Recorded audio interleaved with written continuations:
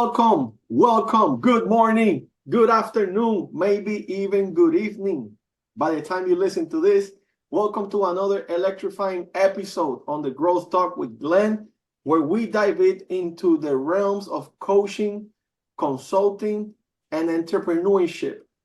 Today, I'm thrilled to host an exceptional guest, Alison Wheeler, a 10X fellow business coach, a very good friend of mine as well.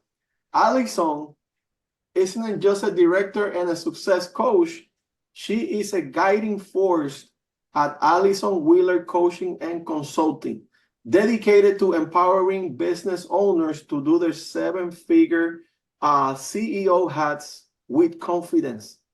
Alison, welcome to the show. How are we doing today? I'm fantastic. Thank you very much, Glenn. Thank you for having me on your podcast. I'm looking forward to our conversation. I love it. I'm excited to have you here. I know that the audience is going to be learning a lot from you, lots of insights, lots of knowledge. If you don't mind, Alison, go ahead and introduce yourself. Who are you? What is that you do? And who do you help? Absolutely. So my name's Alison Wheeler. I'm based here in Australia. So on the opposite side to the world to you, Glenn, and I'm in the future, right? Yeah, it's because we're on totally different time zones, which for a lot of people is a little bit freaky. So quite a lot of fun. We have a lot of fun with that. So look, my background, I'm actually an occupational therapist by profession. That's one of my qualifications. And then I'm also have a diploma in fitness as well. So that's my education side. And then I worked in that industry for quite a long time. I worked within a lot of large organizations and businesses, helping them stop hurting their people, really, and a lot of health and wellness programs, things like that. So I got to see a lot of things in the background, started to develop coaching programs from that, working for myself. I had another person working for me as well in that industry. And then I had my daughter, and that was very much planned, literally down to the days, because I was training to go to the Commonwealth Games at the time in my chosen sport. And I knew I wanted to keep training, but I couldn't shake this idea of becoming a parent. So I worked it all out. I could still do that. So 1 week later, I was back in the gym training, because that was the schedule. And but when I went back, it was like, oh, okay, that's not really where I want to be heading. All my priorities changed. So, all right, what am I doing now? So I had, from a career standpoint, like everything kind of shifted. I kept training, trying to find this new thing. What am I going to do? My husband had started a network marketing company at the time, thinking he wanted to because he's an electrician, thinking he wanted to get off the tools, be there.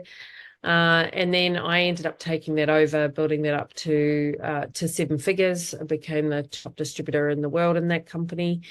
COVID hit, and that changed my priorities again to really relook at everything, step back and go, all right, what now? I'd really sort of tapped that opportunity out. I'd grown it as far as it could go, and I'd grown as far as I could go with it. And, I'm sure you understand, Glenn, you can't sit still. You've got to keep growing. Yeah. It's either grow or you're retreating. There's pretty much no other option. Yeah. So I needed to find something else, or my new iteration again. And that's when I thought, well, I've been coaching this whole time through the network marketing company. I was doing that prior. I'm going to go back to do that. So I started to build that out. And I'd found 10X during sort of the COVID times. I found that was when I really connected with Grant and the 10X brand. So when through that transition of leaving that company, decided to become part of 10X as a coach, and then obviously I've gone on to get certified. So I've been doing business coaching and consulting now for many years, but obviously and then become a 10X certified business coach, and a 10X elite coach as well. So that's kind of been the pathway in terms of who I help. I love helping service-based businesses, small businesses, service-based businesses who have help in their heart, but they're hungry to expand. They're they're stuck. They're not necessarily, how do I get to the next level? Really good at what they do, but not necessarily great at business.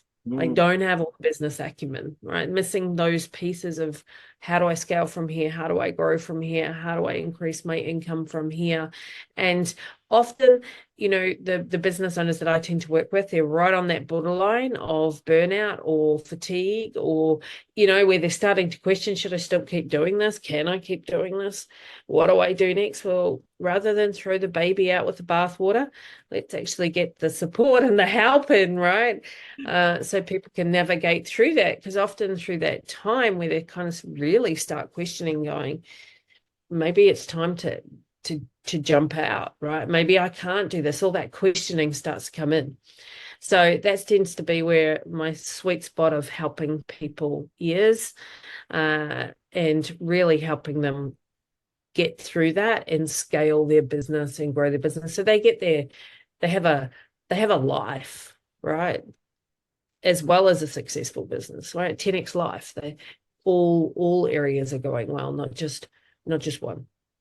I love that, Alison. Thank you for sharing, because it's not easy to help someone that is about to quit, right? And give up and just come in and literally reignite everything in their life, personally, professionally, financially.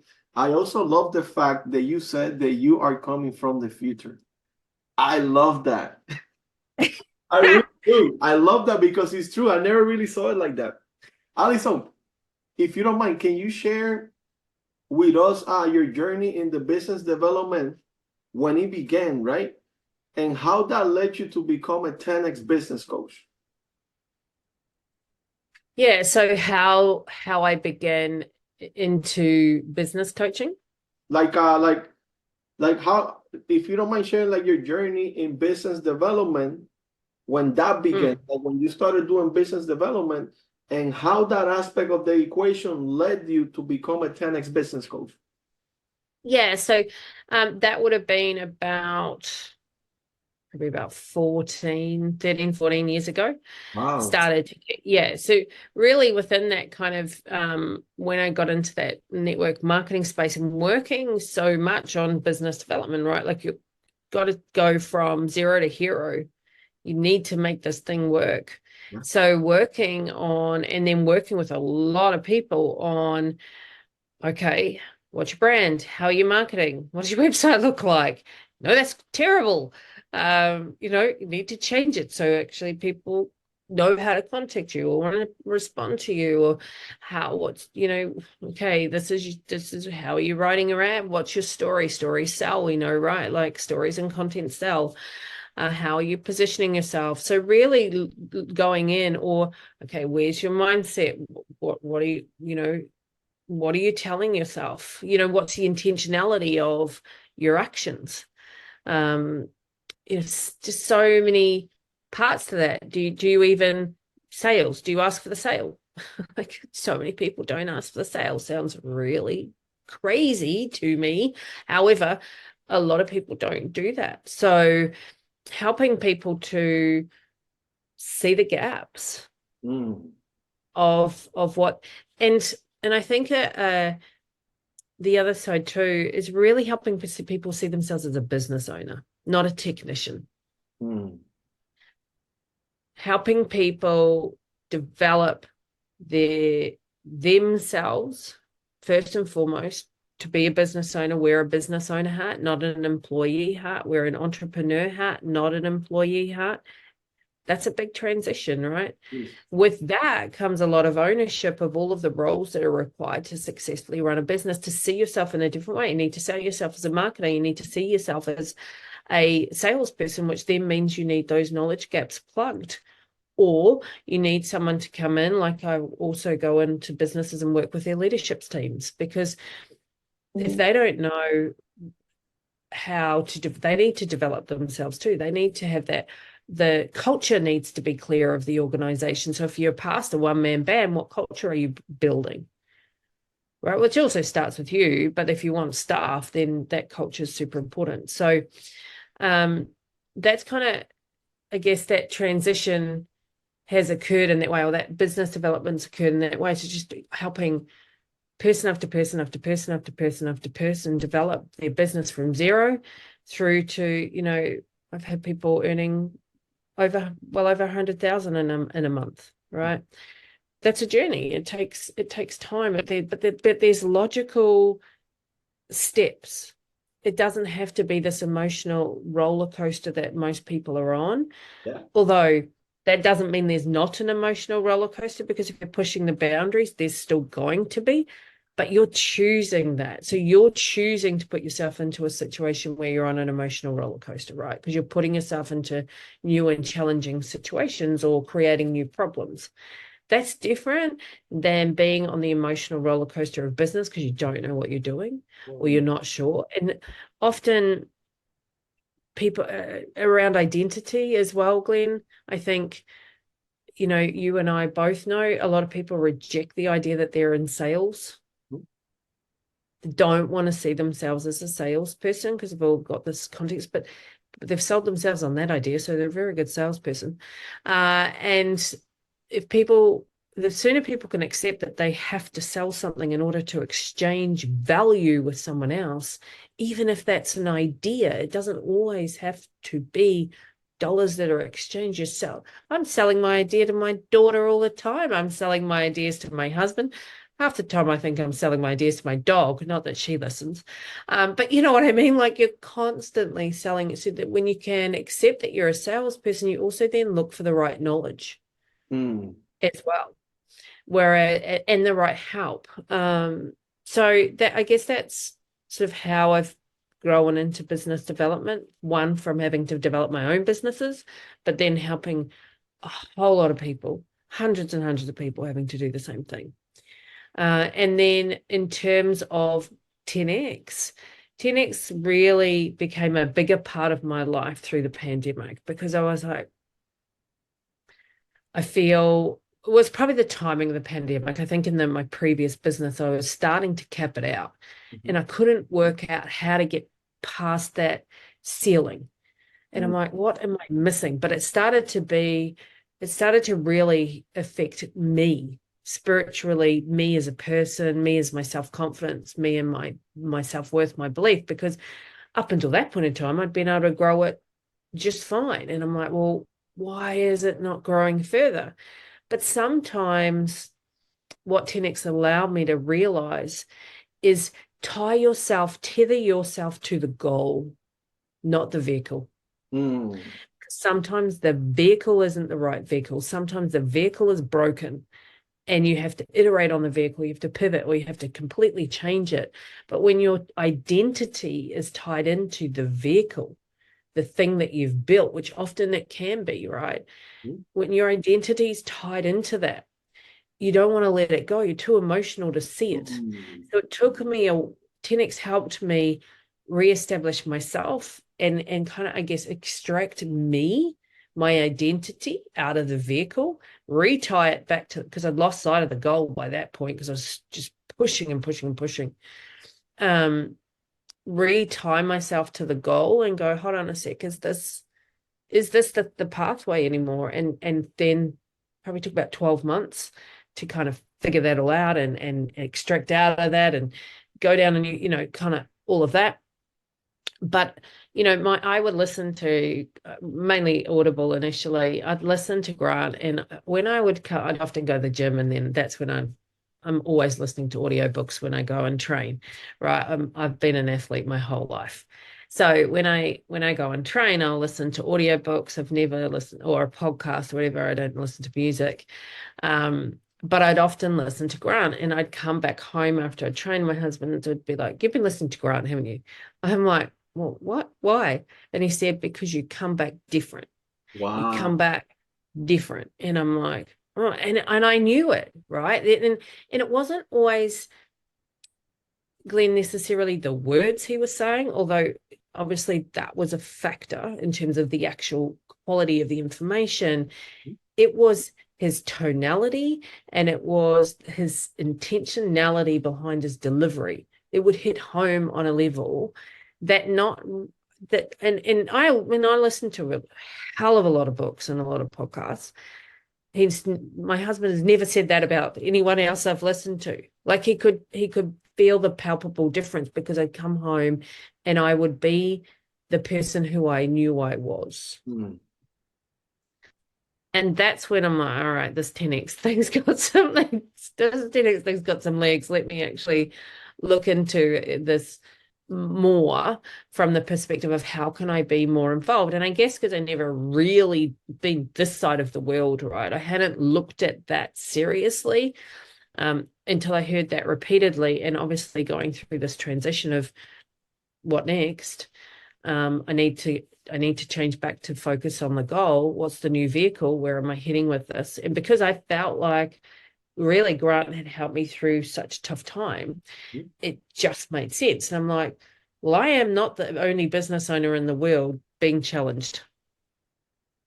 And if 10x helped me through it, then I know that I can help other people through this that I see are going through these challenges all the time. All the time. I can help other people through that with my knowledge, but also powered with 10x principles, with really good quality tools. Well, it like the 10x, at least based on what you say, and for me, it's like it has gotten like the best version of myself. And now I got to be literally 10x who I was before. And by the way, the person that I was yesterday, I'm not the same person today because it's like continuously growing and becoming that best version of myself every single day. Alison, you developed the power framework to help your clients excel. Could you walk us through this model and perhaps like share the success story when this framework made significant difference? Yeah, look, for me, the power framework is really about basically setting you up to win, right? So it starts with you finding your power again, because often, like I've spoken about, a lot of people, they might be near that burnout stage, or they've got away from their why, or often, how often, I don't know if you find this, Glenn, but I do all the time, ask, what's your goal? And business owner can't answer. Well, they answer, I want to be successful, or I want to make more money, which is not a goal, right? It's an aspiration, but it isn't a goal, because how do you measure that? So it starts off with really the base, which is the power. Set up, around your mindset, your goals, your attitude, your why, setting up correct targets so that you, number one, you got to know where you're heading, you got to know the steps that you can take to get there and why, because when you're challenged, if you don't know your why, it's easy to get off that path. Mm-hmm. It really starts around the you. Then we move, I was for organizations, that's what's your marketing strategy? How are you going to expand? We move then into wisdom, which has to be about you and your team, delegating, and communication. Because often, again, I find within it, as an organization grows, that person's leadership needs to evolve, right? Because now it's not just you managing you are now managing and leading other people. That's different.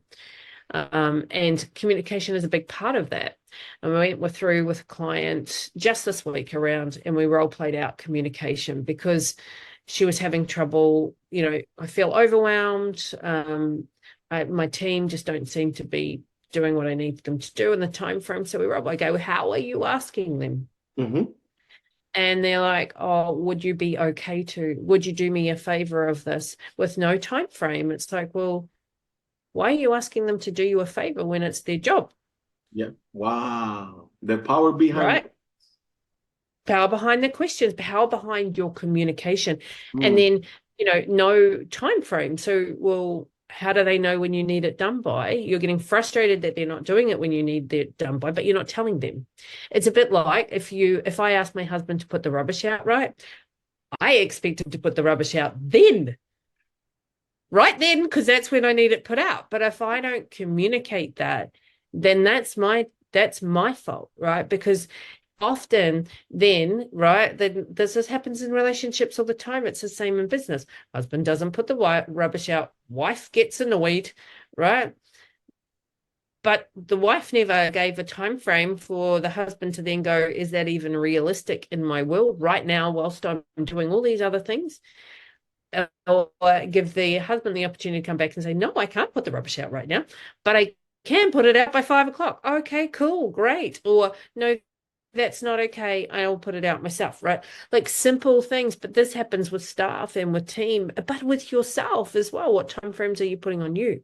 Yeah. So getting really clear on that. And I know that I'm talking about husbands and wives, but my goodness, that happens No, so you're much timing. within It relationships. makes sense. It makes sense, right? But it happens within workplaces as well. So that's the wisdom part.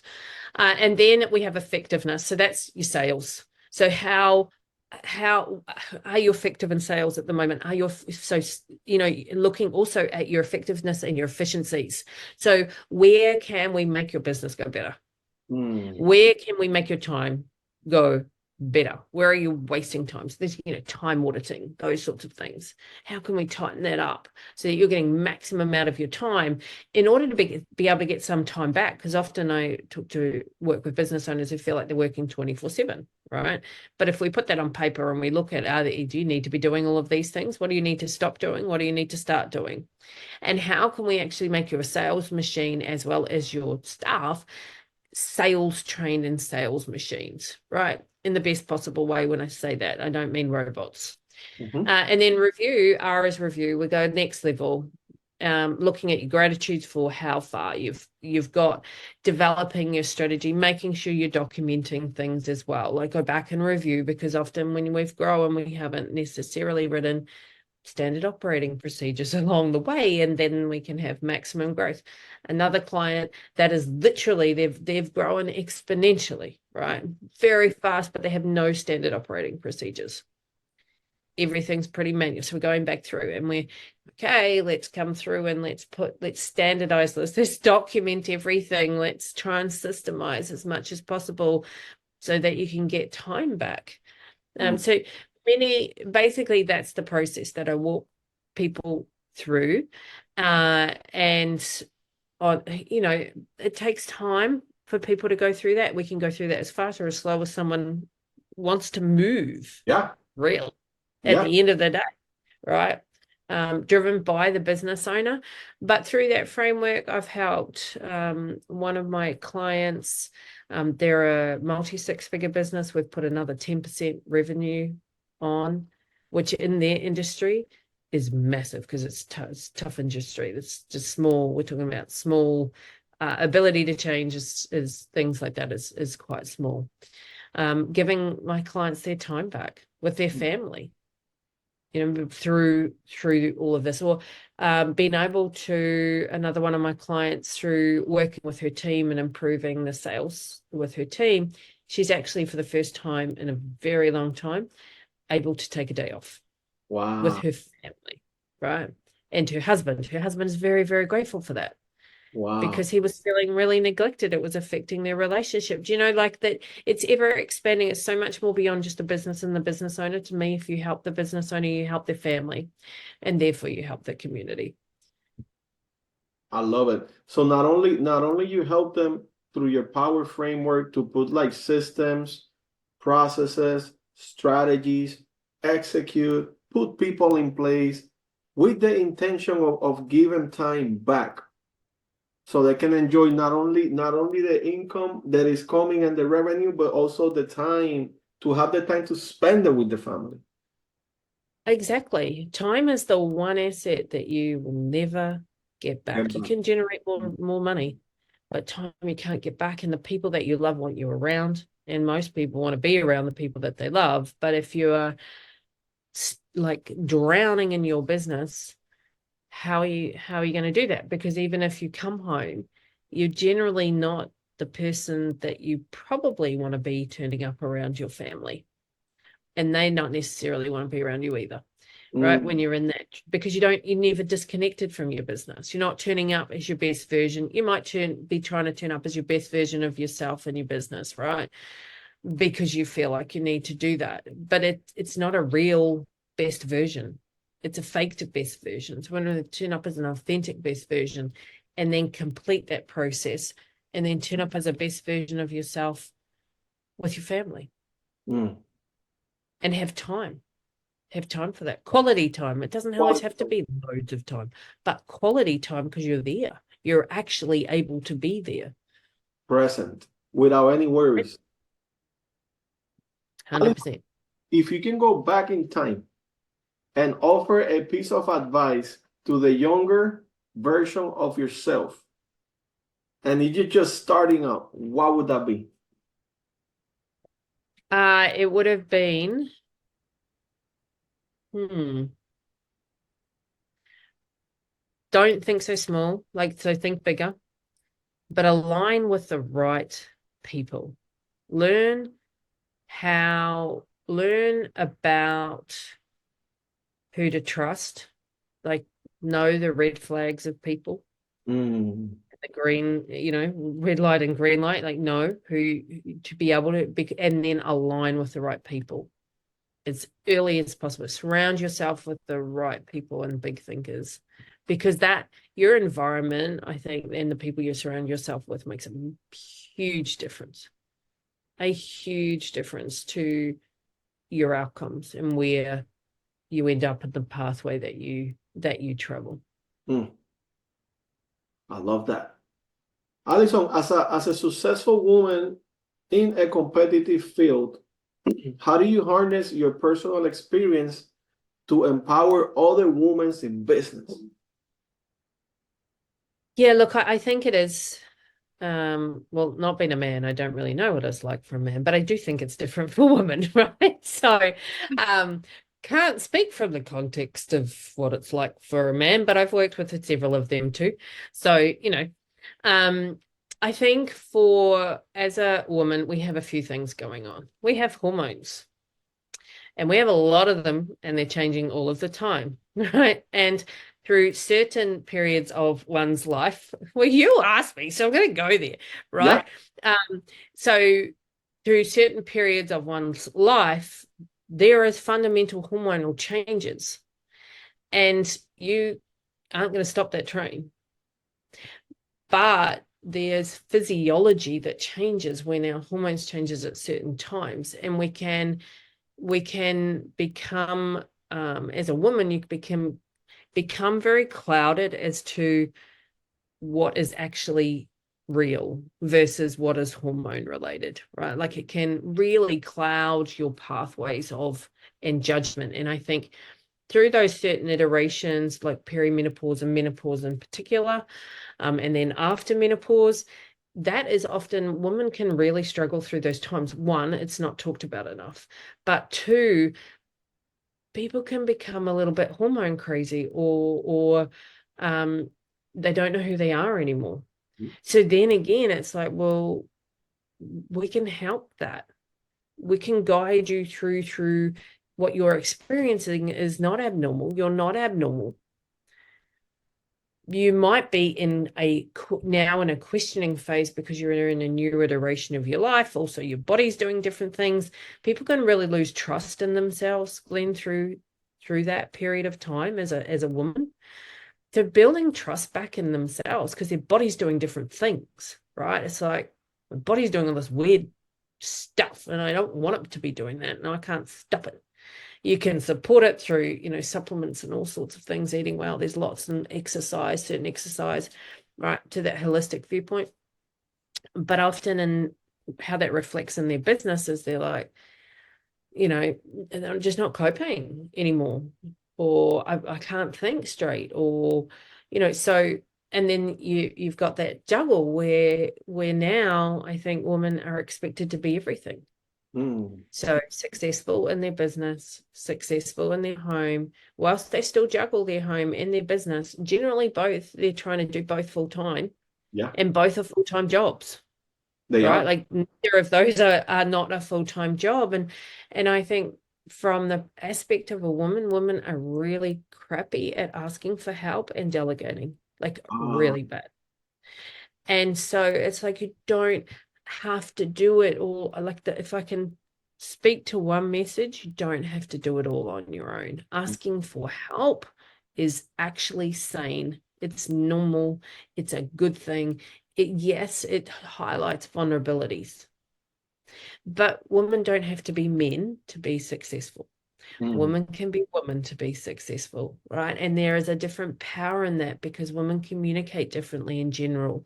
Women delegate differently in general, and women juggle differently in general, right? So I think harnessing the power of being a woman in business, but also helping support women to delegate way more, to ask for help for way more. You don't have to be, rolling around on the floor in pain before you ask for help, right? Like I've done that. I've been out at the clothesline at 10 o'clock at night, hanging out washing whilst I was building my other business. So because I couldn't ask for help. I'm like, Mm. no, I've got to do it all. I've got to be successful everywhere. It's like my husband's like, what are you doing? Go and get sleep. I'm like, but the washing has to go out. He's like, we can get someone else to do that, or we have a dryer. Like, right? Like there are other things you can do. So, I hopefully that's answered your question, but I think really supporting women in a very holistic way to run their businesses holistically, because naturally that's what most women will do. They'll take a more holistic approach. So you've got to support you in order to then support other people, Mm. in order to then and delegate, right? Delegate. And if people can't afford to bring in, like, to pay for additional support and help, there's so much that can be done for free. And also, if you have a family, change the expectation of how your family works. Delegate to them, right? Like my daughter, I started teaching her how to cook from very young. That's awesome. I did too. Right? Like if your kids, they need to be productive in your household and contribute. Like it's essential your children are contributing to the household. So be clear on what you can delegate to them. Yeah, are they going to do it perfectly the way you want it? Probably not. But done is better than perfect, right? Done, it's a job that you don't have to do. And it's the same, like we have a family meeting every week Mhm. because I want that my family unit needs to run well in order for me to run well.